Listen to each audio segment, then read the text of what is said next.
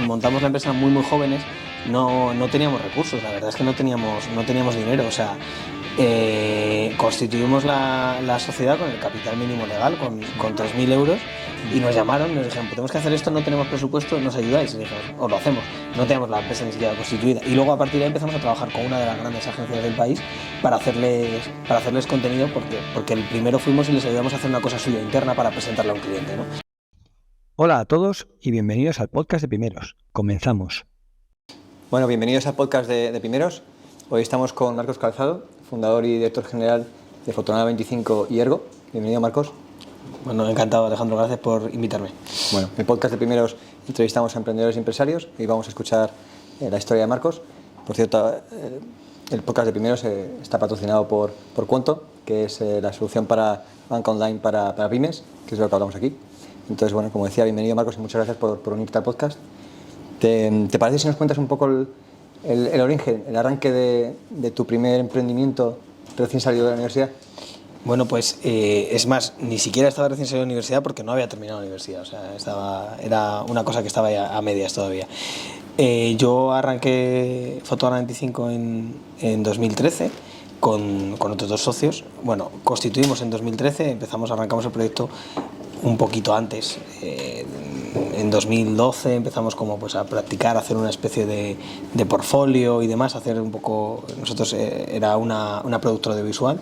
Entonces bueno, pues el tema del portfolio era importante y empezamos a hacer algunos trabajos que no eran trabajos como tal, pues no estaban remunerados, pues algunos videoclips, algunos vídeos, algunos spots, algunas cosas así. Y entonces en mayo de 2013 decidimos constituir la empresa. Yo en aquel momento tenía 21 años, mis socios eran un poquito más mayores, pero tampoco mucho, 5 años más, 6, y decidimos arrancar un poco inconscientemente ese proyecto, ¿no? Y al final yo creo que nos pasó como a mucha gente, al principio era casi algo part-time, compatibilizábamos con otros trabajos. Yo trabajaba a media jornada, una especie de convenio de colaboración, una cosa así, con una revista, y a la vez arranqué el proyecto, ¿no? Y ha pasado el tiempo, pues en diciembre de ese mismo año decidimos que la única manera de hacerlo viable era que no fuera un hobby, sino que fuera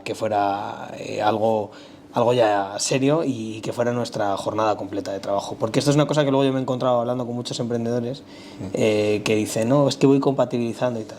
Hasta el día en el que tú no te tomes esto como tu trabajo principal, esto no va a salir. O sea, esa es la realidad. Y nosotros en aquel momento, bueno, pues nos costó unos meses centrarnos. Y a partir de ahí pues empezamos a trabajar y fuimos prosperando en ese área audiovisual, que es la parte de Fotonada 25. La Fotonada 25, ¿no? Sí, la parte de Fotonada 25. ¿Tú tenías clarísimo que no querías trabajar para otros? Yo tenía clarísimo que no quería trabajar para otros. Bueno, hubo un momento ahí en el que hice una oposición, que en ese momento me planteé trabajar para otro que era para el Estado, pero afortunadamente no conseguí la plaza, me quedé muy cerquita, pero afortunadamente a día de hoy me alegro de no haber conseguido la plaza. Y en ese momento pues dije, bueno, pues ya está, decidí. Yo no soy de Madrid, vivía fuera y me vine a Madrid. Con el objetivo ya de montar un proyecto. Empecé a trabajar, pero ya tenía ese objetivo desde el principio. O sea, siempre lo he tenido como muy claro. Era un poco un punto de inconsciencia también, que te lo juegas cuando eres joven, pero bueno, ha ido saliendo más o menos bien. Todavía estamos en ello. Y luego sí que a finales de 2019 nos planteamos una evolución, ya no solo como en el objetivo de la productora, sino para hacer más trabajos de agencia, de algunas cosas que ya veníamos haciendo desde hace unos años, de desarrollo estratégico, de algunos eventos, algunas cosas más amplias, pero decidimos darle una entidad propia de agencia, porque Fotonada 25 consideramos que tenía un nombre y un recorrido muy de productor audiovisual, porque habíamos estado desarrollando propiamente formatos audiovisuales, principalmente para plataformas digitales, en su momento pues emergentes, que el lanzamiento de Fluxer, que luego se integró en lo que era esa 3Player, o sea, para 3 Media. Entonces ya teníamos experiencia de trabajo con clientes importantes y decidimos formar lo que es Ergo. No digo fundar porque ni siquiera constituimos sociedad, o sea, se integraba dentro de la misma, pero sí que dimos una alta actividad nueva y le dimos una entidad de marca. Entonces decidimos centrar nuestros esfuerzos ahí también y al principio no salió bien la jugada porque eso implicó que la parte de la producción flojeara un poco. Entonces cerramos el 2019 muy justos y el arranque del 2020 todos sabemos cómo fue. O sea, entonces nos pilló a pie completamente cambiado. Volviendo un poco para atrás, cuéntanos un poco acerca de los inicios. Sois 3 socios, ¿cómo son? Arrancamos un año, 2 años de... Bueno, a ver, son difíciles en el punto de vista desde el lanzamiento, pero son muy divertidos y son geniales, ¿no? O sea, son llenos de retos. Son muy difíciles porque no tenemos medios. O sea, nosotros montamos la empresa muy jóvenes, no teníamos recursos, la verdad es que no teníamos dinero. O sea, constituimos la sociedad con el capital mínimo legal, con 3.000 euros que pusimos cada uno y que en aquel momento era prácticamente nuestro capital. O sea, estamos hablando de que yo tenía 21 años y habíamos adelantado un poquito de dinero antes para comprar una cámara, que pusimos algo cada uno. O sea, yo recibí una beca que me dieron de expediente y ese dinero, que eran 500 euros o una cosa así, lo puse para comprar ese equipo y luego pues juntamos 1.000 euros y constituimos una sociedad. Y entonces arrancamos con toda la ilusión del mundo, pero sin ningunos medios. O sea, entonces el primer tiempo fue complicado. ¿A qué perfil de clientes ibais al principio? Bueno, o sea, desde el principio no fuimos a clientes grandes porque somos unos taraos. O sea, ¿Fuiste a clientes grandes desde el minuto primer día? uno? Sí, porque sí que es verdad que teníamos algunos contactos con empresas de algunos sectores, ¿no? Además, uno de mis socios, Gabri, conocía gente del sector del cine porque había trabajado en la revista Fotogramas y entonces una de las primeras empresas con las que nos sentamos ya fueron distribuidoras de cine para ofrecerles servicio pues de contenido audiovisual. Y bueno, algunos de esos salieron bien y luego pues teníamos algunos conocidos que trabajaban en agencias. De hecho hay una, por ejemplo, que ahora es directora de comunicación de un cliente muy grande y que seguimos en contacto y que es cliente nuestro, que fue una de las primeras personas que nos encargó trabajo, que tenía un puesto en aquel momento en una agencia y necesitaban que les ayudaran a presentar un case. Y nos llamaron y nos dijeron, pues tenemos que hacer esto, no tenemos presupuesto, ¿nos ayudáis? Y dijimos, os lo hacemos. No teníamos la empresa ni siquiera constituida. Y luego a partir de ahí empezamos a trabajar con una de las grandes agencias del país para hacerles contenido, porque el primero fuimos y les ayudamos a hacer una cosa suya interna para presentarle a un cliente, ¿no?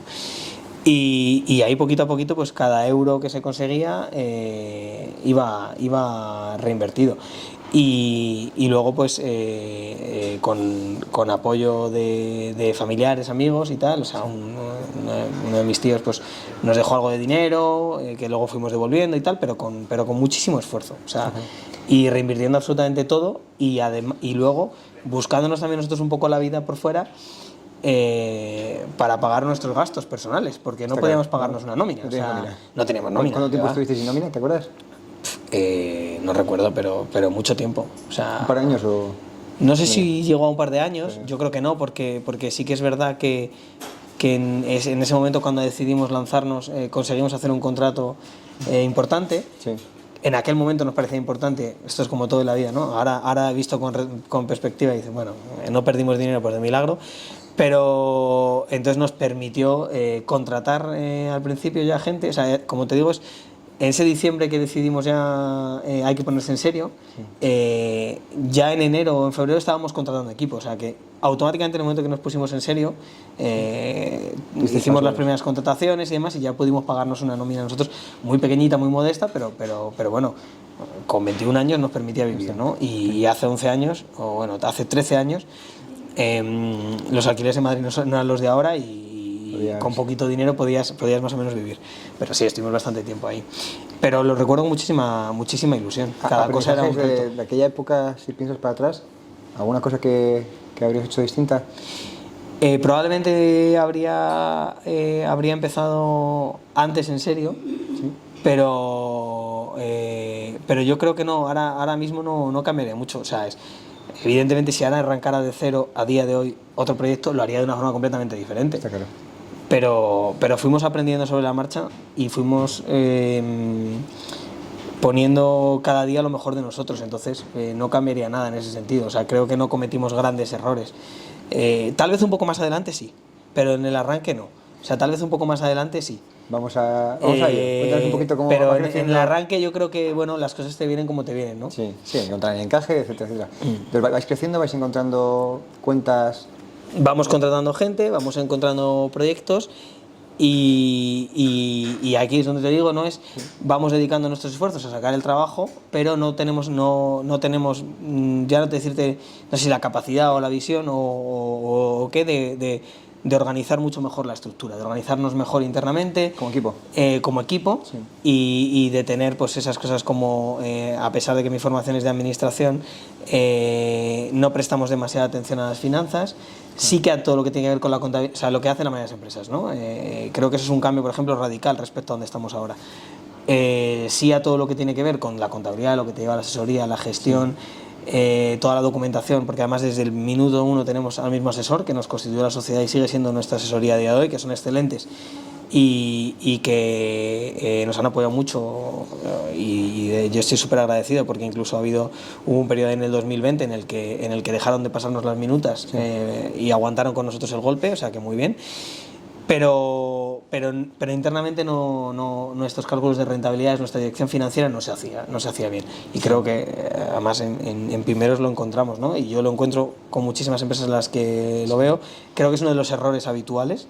Sí, Y es una de las cosas. Por proyectos, por clientes, los análisis de rentabilidad por. Claro, no se evalúa bien y efectivamente vamos creciendo, vamos tal, pero no ordenamos esto. Y hay un momento en el que hay un contrato que tenía una cierta recurrencia que no se renueva y nos genera un problema enorme, porque en realidad no habíamos podido guardar dinero suficiente y hacer caja, ¿no? Y es verdad que esto pasa, o sea, pasado el tiempo, ¿no? Construimos en 2013, 2014 tal, y este, digamos, error nos lo encontramos prácticamente en el 18, o sea, unos años después. ¿Por qué? Porque hasta ese momento, pues digamos que no parábamos de trabajar, ¿no? No te das cuenta, pero en el fondo dices, no estoy siendo verdaderamente rentable. O sea, sí que sobrevivo, sí que sigo y tal, pero tengo un problema que no veo, ¿no? Hacia dónde va la empresa. Entonces, bueno, la montas de forma muy joven y te piensas que esto ya llegará, ¿no? Entonces, eso es lo que ahora a día de hoy haría completamente diferente, ¿no? O sea, ahora primero ordenaría eso y ya después haría el resto, ¿no? Hay un tema ahí de rentabilidad por cliente, por proyecto, etcétera, y luego hay un tema de cómo de diversificado estás en el portfolio de clientes, ¿no? Sí, y hay un tema claramente también que es de que yo y mis socios en realidad no hacíamos una función directiva, hacíamos una función de trabajo y esto creo que es uno de los puntos clave, ¿no? Que hay un momento en el que tienes que darte cuenta de que si tú, por ejemplo yo en mi caso, ¿no? Hacía la función de producción, yo me encargaba de toda la parte que tenía que ver con la producción y con la administración, facturación y demás, ¿no? Otro de mis socios la dirección técnica del proyecto y otro de mis socios la dirección desde un punto de vista más creativo. Pero claro, en realidad ahora visto con perspectiva es que no había nadie que dirigiera la empresa. Sí, claro. Entonces, claro, esto es muy difícil también de darte cuenta y incluso hay un punto de amor propio que no te deja verlo. Pero la realidad es que si tú te encargas de hacer ese trabajo, hay otro trabajo que se está dejando de hacer, que es la dirección estratégica, la dirección financiera, la gestión de la compañía, que la tiene que hacer alguien. Y si no eres tú, pues no lo hace nadie. ¿En qué momento cambias el chip o os dais cuenta que falta? Yo creo que yo cambio el chip en el 2020. En el 2020 es el momento en el que la pandemia nos da mucho tiempo de pensar, nos da mucho tiempo de pasarlo mal, porque tenemos que despedir a la gran parte del equipo que teníamos. No era un equipo muy grande, pero sí teníamos 6 personas con nosotros aproximadamente, de las que solo sigue una. Y eso hace que sea complicado porque incluso hay pagos que no se pueden atender a tiempo, ¿sabes? Y entonces, bueno, pues esos momentos son complicados, ¿no? En los que te llaman, te piden y tú ves que no la cuenta, ¿no? No hay dinero suficiente, que no hay dinero y que lo que entra automáticamente sale, ¿no? Y yo creo que ahí es cuando hay un momento en el que hay una reevaluación de decir esto hay que hacerlo de una manera completamente diferente, ¿no? Y coincide también con que también habíamos abierto el portfolio, habíamos abierto tal y... ¿Justo habéis creado Ergo el año anterior? Sí. Sí, en diciembre aproximadamente, o sea, no estaba en lanzamiento, o sea, no se llega a lanzar. Y hay un bache complicado que logramos salvar, pero claro, nosotros además no estábamos inscritos, o sea, nuestra actividad no estaba afecta a la normativa de subvenciones ni nada de esto, entonces nosotros no podemos recibir ni un solo euro de ningún tipo, ni ningún tipo de apoyo, ni los ICOs, ni absolutamente nada, y fue complicado, pero bueno, nos hace también darnos cuenta de algunas cosas y cambiar un punto de vista diferente, ¿no? Y en estos 4 años eso es un cambio radical en la forma en la que se gestiona absolutamente todo. Entonces, en el 19 pensáis en lanzar Ergo como segundo proyecto más enfocado en el tema de marketing digital, ¿no? Uh-huh. Bueno, más enfocado en el tema agencia de marketing, ¿no? O sea, tiene diferentes patas, pero enfocado en la parte de agencia, ¿no? Teníamos una parte de producción audiovisual, que estaba muy enfocada aparte en contenido que se hacía publicitario, pero también en contenido puramente de entretenimiento para plataformas y demás. Y entonces decidimos que hay una parte de marketing que no estamos haciendo, que es efectivamente todo lo que tiene que ver con el marketing digital. Hacíamos producciones audiovisuales para redes sociales, contenido para redes sociales, pero no hacíamos la gestión de eso, ni la estrategia, ni nada de esto con el enfoque, y nos enfocamos en eso. Y por otro lado también en una parte de eventos, de producción de relaciones públicas y eventos, ¿no? Entonces en el 2019 a finales es cuando montamos Ergo, y la verdad que no llega prácticamente a despegar hasta finales de 2020, ¿no? Finales de 2020, cuando ya sí que empezamos a lanzar. ¿Qué crees que hace falta en una empresa para poder lanzar un segundo proyecto? O si reflexionas que... Nosotros en realidad no era un segundo proyecto como tal, sino era una diversificación de servicios que debajo de la marca que nosotros teníamos construida carecía de sentido. Tiene sentido. Entonces no es como tal un segundo proyecto. O sea, es servicios con dos marcas distintas. Claro, es unos servicios más amplios que dentro de la marca que nosotros teníamos tenía una cierta problemática, porque al final nuestra marca era Fotograma 25, que es que te posiciona claramente, ¿no?, como una parte de vídeo, ¿no? Y entonces ahí es donde veíamos el problema, en que intentamos evolucionar esa marca y cambiar de alguna manera, y decidimos que bueno, que no tenía sentido. Y de hecho el proceso en el que estamos ahora es todo el contrario, porque Fotograma 25 es una marca que va a ser absorbida por Ergo para que se quede Ergo solo como marca. O sea, y dentro de Ergo haréis temas audiovisuales y... Ya está. Y entonces es el proceso justo todo lo contrario. O sea, al final es una evolución que nos ha dado mucha pena y hemos tardado mucho en hacer por un punto sentimental de la historia, pero que tiene más sentido.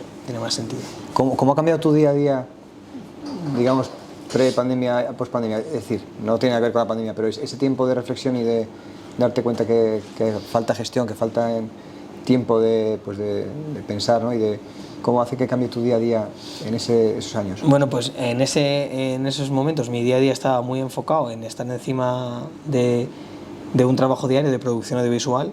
O sea, es decir, órdenes de rodaje. O sea, yo me encargaba de hacer una producción de formatos, pues eso, desde el punto de vista puro y duro de la producción, y yo ya no hago nada de eso a día de hoy, pero sí que aún así estoy en el día a día de otras muchas cosas, o sea, de producción de otras cosas, que es una de las cosas en las que estoy intentando ahora ir delegando poco a poco. Quiere decir que hay un punto de aquí, esto es un tema súper amplio, lo de delegar.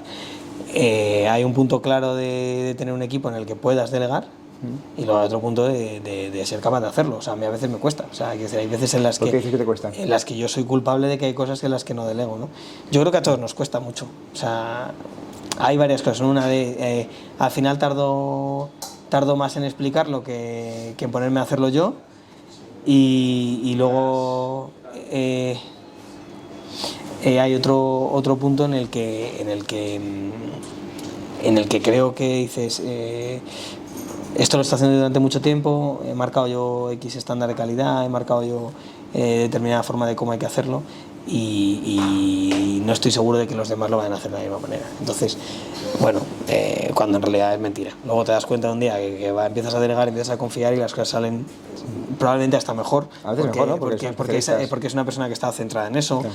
que tiene una especialización, que lo está haciendo con un punto adicional yo qué sé, de responsabilidad, de cariño. O sea, entonces es verdad que tienes que encontrar a personas claves en las que puedas delegar, ¿no? ¿Cuántos sois ahora mismo de proyecto? 15, somos 15.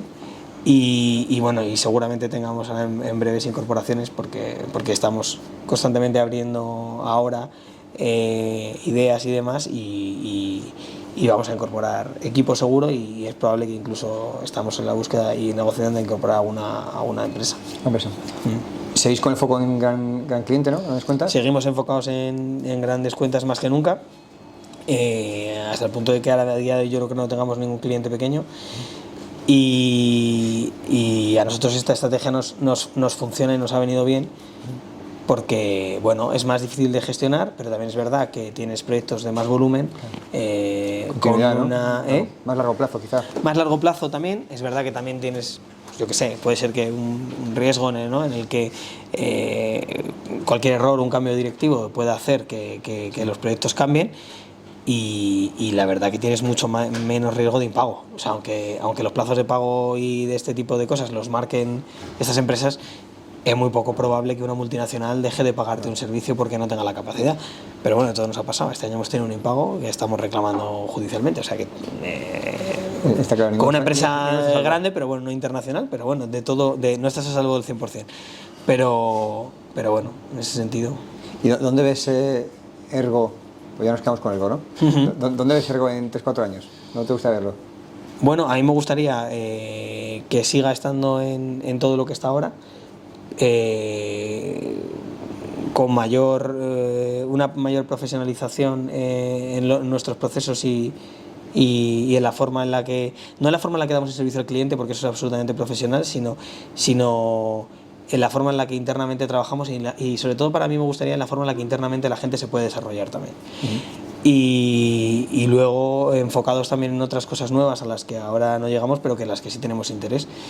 Entonces yo veo en 3 años yo me gustaría que tener una compañía pues, el triple de grande, o sea, duplicarla año a año y probablemente yo luego a nivel personal estar enfocado en otras cosas, pero la empresa estar en donde está, pero mucho mejor posicionada. ¿Cómo es el tema? Contabas que a lo mejor integrabais alguna empresa en Ergo. ¿Te refieres a una compra? ¿Estáis en proceso de algún tipo, obviamente sin tocar temas confidenciales? A ver, hemos estado explorando muchas cosas. ¿Sí? Esto yo creo que es como cuando uno se mete en idealista y se pone a ver casas, ¿no? Muchas veces, ¿no? Que dices, al final me estoy mirando casas que no me puedo comprar. Sí. Pero a todos nos gusta este punto de mirar esta casa, ¿no? Pero entonces hemos hecho llevo más de un año mirando cosas, algunas de ellas de mayor volumen del que estaba a mi alcance, ¿no? Y otras un poco más realistas. Entonces, ¿En tu sector siempre? ¿Pensando en crecer a través de adquisiciones o de diversificar a través de adquisiciones? Las dos cosas. Por un lado, hemos estado buscando cosas que nos permitían crecer con integraciones verticales de servicios que nosotros externalizamos. Nosotros teníamos en algunos proveedores o servicios clave costes muy elevados y nos planteábamos el punto de, vale, y si todo este dinero que estoy invirtiendo en externalizar me puede permitir invertir en una compañía que también es mía. Ya no solo por el punto de digamos, dinero que sale, sino también por mayor control del proceso, ¿sabes? Tener mayor capacidad de control del proceso que nos permita mejorar los procesos.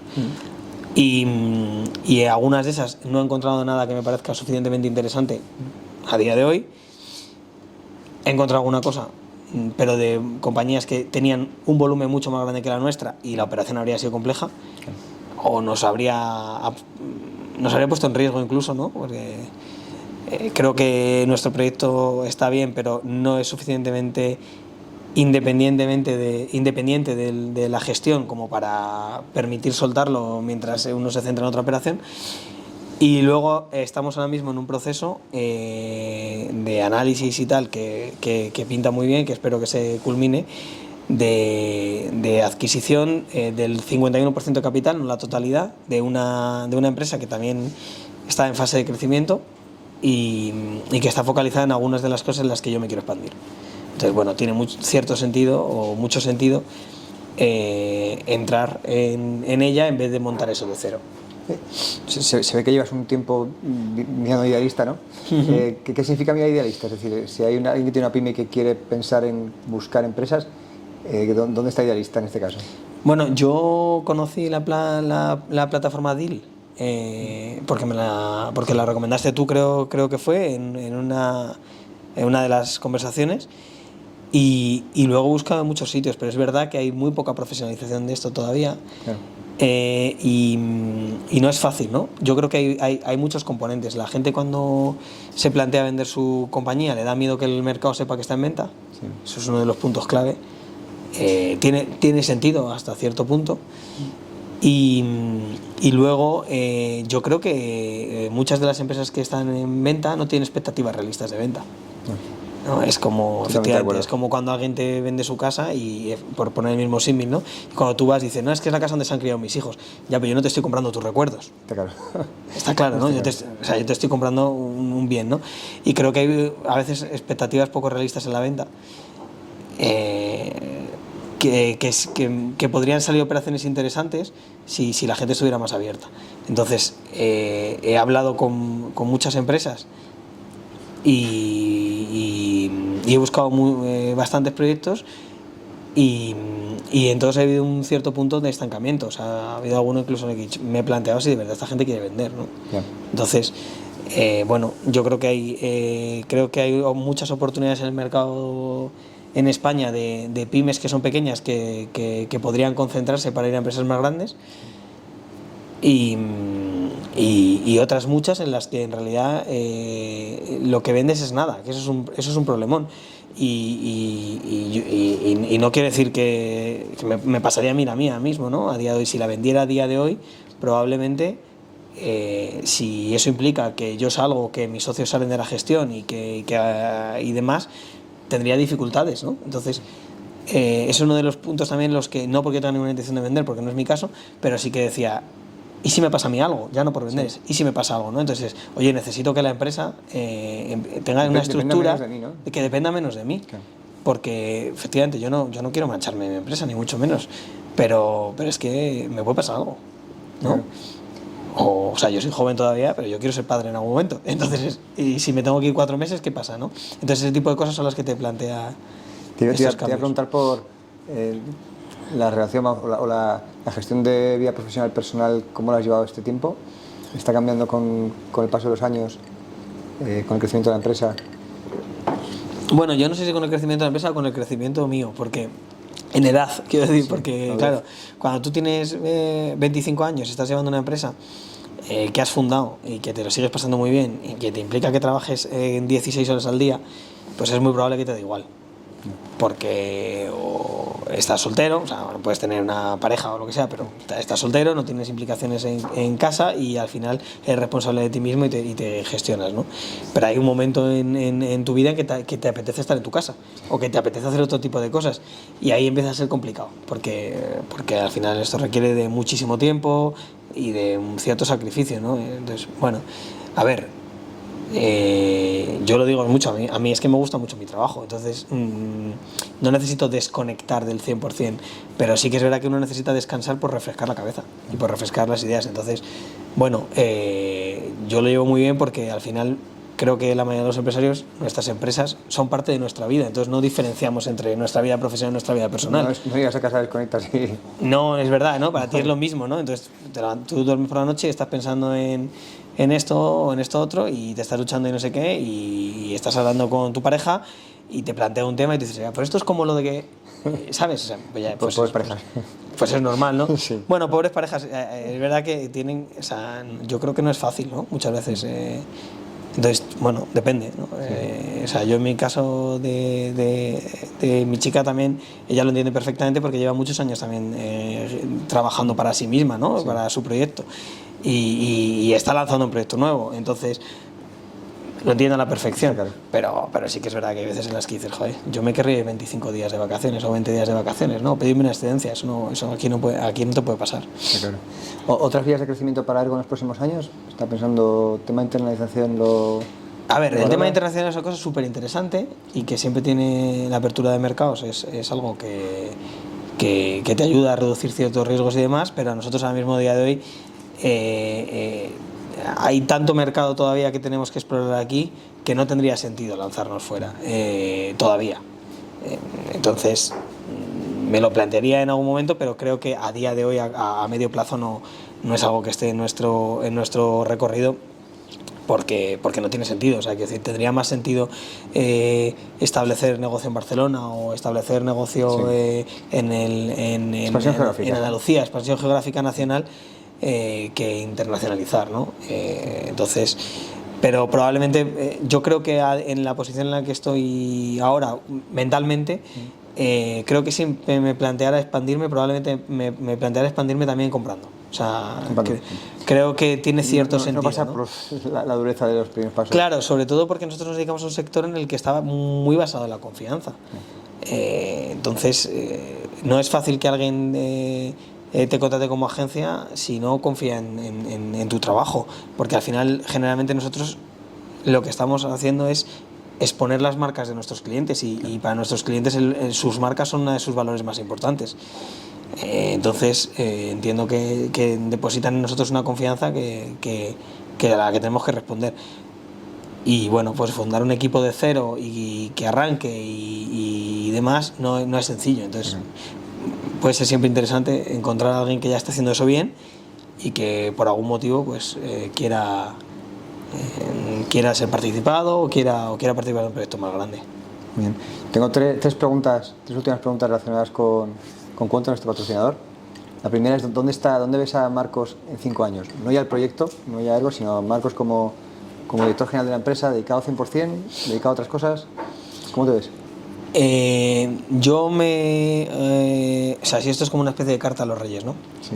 Es ¿dónde me veo o dónde me gustaría estar? ¿Dónde te gustaría estar? ¿Dónde me gustaría estar? Me gustaría estar evidentemente vinculado a la empresa, pero no vinculado a su trabajo en el día a día en la parte en la que nos dedicamos ahora. O sea, me gustaría mucho más poder estar dedicado a todo lo que tiene que ver con la parte de estrategia y de apertura de nuevos mercados y de nuevos sectores y en la parte de la agencia, como está a día de hoy, tener un director general que esté centrado en el día a día y en su expansión, pero sí que me veo aún así dedicado a la empresa. Y luego, por otro lado, me encantaría, más a futuro, que es una cosa que he descubierto con esta observación, es buscando compañías que estén en ese momento de transición, sobre todo en la que sus dueños se jubilan, y poder explorar oportunidades de crecimiento de esas empresas. También eso sí que me encantaría, me gustaría mucho poderme dedicar a eso. Bien. ¿Alguna cantidad por la que venderías Ergo? A ver, mira, hablaba ayer con un amigo que ha vendido su empresa y me decía esto dice, es que es curioso porque hace 6 meses, cuando tuve la primera reunión en la que me ofrecieron comprar mi empresa no estaba en venta, Sí. pero la he vendido ayer.